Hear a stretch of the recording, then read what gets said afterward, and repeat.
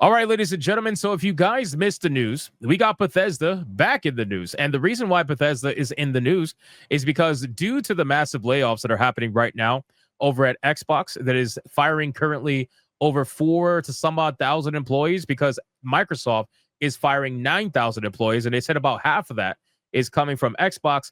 Bethesda apparently is canceling funding for several unannounced projects at multiple different studios. Now, this is absolutely huge. This is big information because people are getting very worried about whether or not Elder Scrolls 6 is going to be A-OK, considering the high profile cancellations that we've been experiencing with the Xbox news, right? There's been a lot of cancellations all throughout, with Perfect Dark being one of them. And a lot of people were pretty, not shocked, but they were still decently shocked at the fact to see Perfect Dark get canceled, amongst other games as well.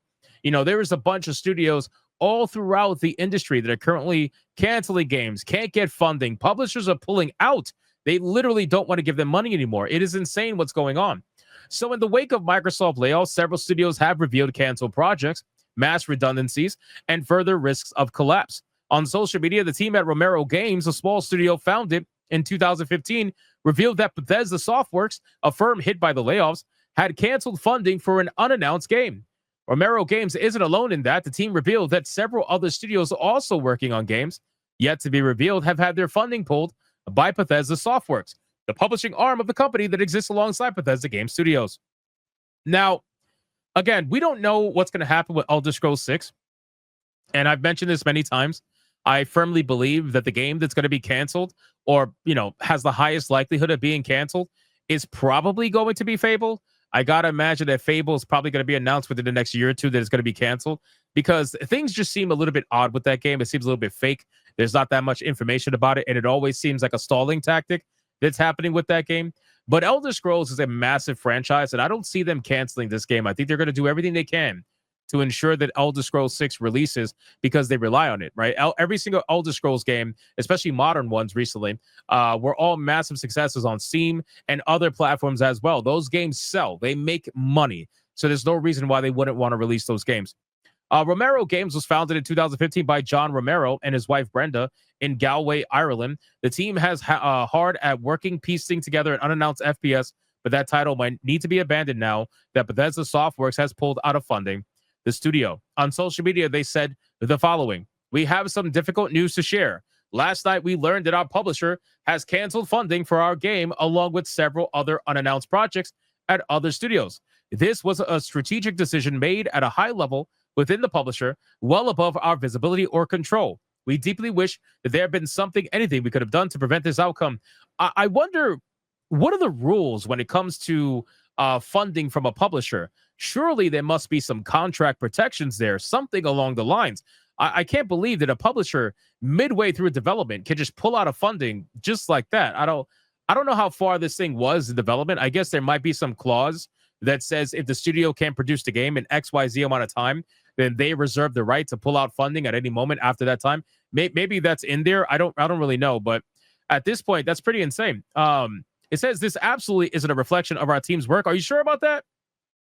Are you sure about that? Because every single person that loses their job, funding gets pulled, prevented, or whatever, every single person that says that, they always say this isn't a reflection of our team's work.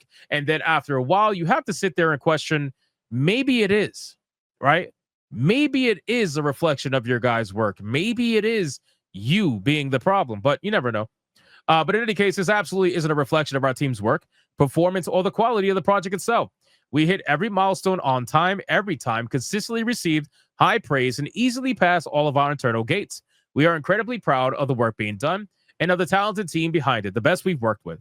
We're currently evaluating next steps and working quickly to support our team.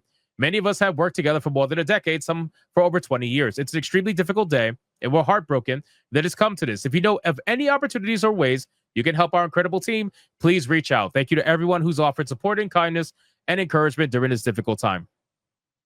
It's honestly pretty insane that they are so desperate to find money now. I mean, what's happening in the industry is insane, right? At this point, this is, like we said yesterday, somebody in the chat called it Ragnarok for the gaming industry. And that's exactly what this is. This is Ragnarok for the gaming industry.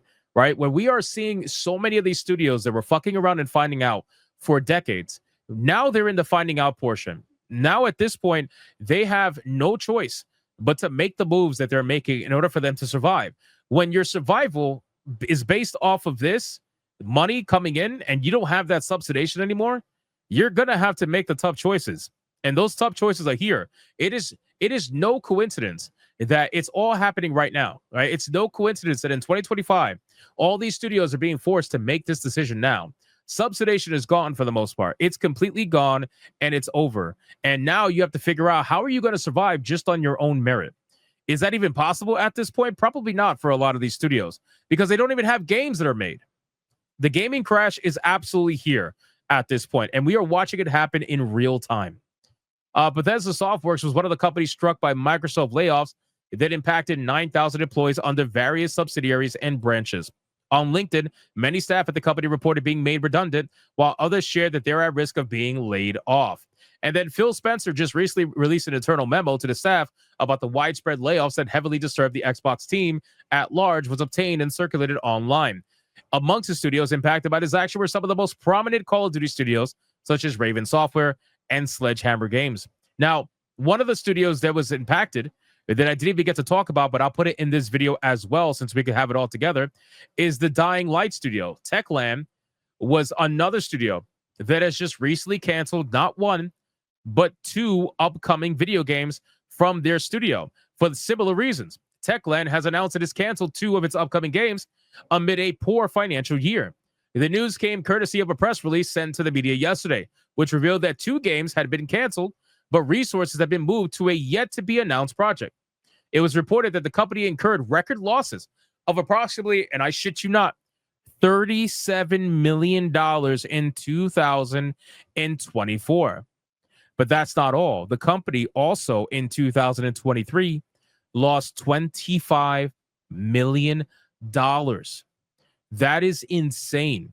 That is well over $50 million of losses over just 2 years alone. That is a lot of money. That is a lot of money for a studio like this to lose. That being said, Techland has the hotly anticipated Dying Light: The Beast releasing in August of 2025, which is expected to turn Techland heavily back into the green. I doubt it. I doubt it. If you have lost over $50 million, I don't see how Dying Light: The Beast is going to bring back all that money. I just don't. After you cut off costs, right, and after you cut off like your split with Steam and all these other stores, I just don't see how that's going to come unless you guys hit it absolutely out the park. Like, you would have to do hundreds of thousands of concurrent players in order for that to work. Like, we're talking over 100,000 concurrent players at the minimum, which would mean about 1 to 2 million sales. You would, right off the gate, you would have to have that happen. The game was internally known as Project Cornerstone. Took heavy inspiration from Star Wars universe. Despite not being a Star Wars IP, just like in Star Wars, players will be able to use the Force to move objects and also possess other abilities, such as the ability to stop time. So, I mean, listen, Dying Light's a great game. I'm not going to shit on Dying Light. I actually really enjoyed Dying Light. So I do hope for their success. Don't get me wrong. But I think they're overshooting a little bit. Even though it's a good game, I don't think they're going to be able to pull the numbers that's going to be necessary in order for that to happen. I haven't really looked at Dying Light. Let's see how Dying Light did on Steam. Let's see. Dying Light, the original, hit an all-time concurrent peak. All right, that's not bad. An all-time concurrent peak of about 45,876 10 and a half years ago, with an estimated sales of anywhere between 12 to 19 million copies sold. But you also got to understand that Dying Light, if you look at the price history, has been as cheap as $3. So let's be real. A lot of those units sold are probably at the price point of $5 to $10 because it's been on sale many times for a long time. And that's how these games drag their feet to these massive amount of copies sold. And the good thing is that by whoring the game out at $3 to $5, what that does is, yeah, you don't make a lot of money. You make barely anything. But what it does is it might get you another player at full price when the game releases for its sequel. That's really what they hope to achieve at that point. If you were to look at Dying Light 2, let's see Dying Light 2 and see what the numbers are for this particular game. Let's go to Dying Light 2. Let's go to charts. See, that's more I like it. That's more I like it. 3.5 years ago, it paid off very well for them. 274,983 concurrent players on Steam. That is beautiful. That is more I like it. But you notice how the copies sold are less? Notice how the copies sold are less, though, right? Because obviously it hasn't been out nowhere near as long, and the price is nowhere near as low. The lowest price it's ever hit was $19.79. So clearly it's not in that, even though I think it is, but it's not in that price range. Anything under $10, you can almost guarantee is going to be bought during a Steam summer sale by anybody looking for a lot of content for a little bit of money. So, but this is good. This is really good numbers, right? 274,000. So if this game manages to pull off this amount of concurrent players with Dying Light the Beast, it's going to be in a really good spot. Because if you take 274,000 concurrent, means that they hit probably around 2 million sales at full price. So if the game really, I don't know, is Dying Light, let's see, Dying Light the Beast. Dying Light the Beast, is it going to be, does it have a price? It's going to be $60. So $60 retail price, $60 times that by, let's say, 2 million copies. That's going to be $120 million. So yeah, and that's before they lose 30% to Steam. So if they do that, if they do 2 million copies, they'll be fine. They'll be fine compared to, you know, the amount of money they lost, because they're $60 million in a hole right now. So we'll see if Dying Light the Beast is going to be able to save them. But at this point, I'm pretty sure that everything is riding on it. And if Dying Light the Beast does not save them, I think this company is going to be in major trouble. I don't think they're going to be able to pull, you know, themselves up from their bootstraps at this point. That game cannot flop. They have to do everything they can to prevent that game from flopping, and I'm sure they will try their very best. So yeah, I know the Steam numbers don't matter exactly. So we'll see what ends up happening with Dying Light. But as of right now, Bethesda has canceled multiple games, which is unfortunate, but that's just what it is. And Dying Light has also canceled, or the developer Techland has also canceled 2 games. So we got cancellations upon cancellations upon cancellations happening right now in the gaming industry. You guys can let me know what you think in the comments down below. Is this it, or is there more to come? Because I genuinely believe there is. So let me know in the comments. Thank you guys so much for watching. And if you enjoyed the video, consider hitting that subscribe, and I'll see you on the next one.